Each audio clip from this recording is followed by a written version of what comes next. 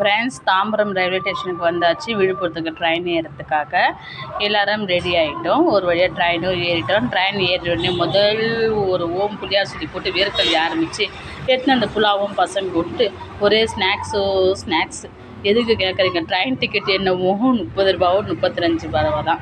ஆனால் எனக்கு ஸ்நாக்ஸ் செலவு 300 400 ஆயிடுச்சு. வாட்டர் வீட்டிலேருந்து எடுத்துகிட்டு வந்துட்டேன். டீயை கூட விட்டு வைக்கல என் பசங்க. தாத்தா பேரனுக்கு கதை சொல்கிற காலம் போய் பேரன் தாத்தாவுக்கு கதை சொல்கிற காலம் வந்துச்சு. அப்புறம் திரும்பி சமோசா வடை சமோசான்னு ஆரம்பிக்க நாங்கள் திரும்பியும் ஸ்நாக்ஸ் சாப்பிட ஆரம்பிச்சிட்டோம். கொஞ்சம் கொஞ்சமாக பசங்க ஒரே ஃபன்னாக விளையாடிட்டு இருந்தாங்க. அதுக்கப்புறம் பார்த்திங்கன்னா காதில் சொல்கிற விளையாட்டு விளையாட ஆரம்பித்தாங்க.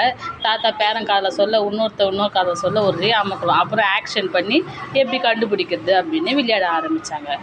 சொல்லிட்டு ட்ரெயினே எங்களை தான் பார்த்துச்சு. ஒரு வழியாக விழுப்புரம் இறங்கிட்டோம். Bye friends.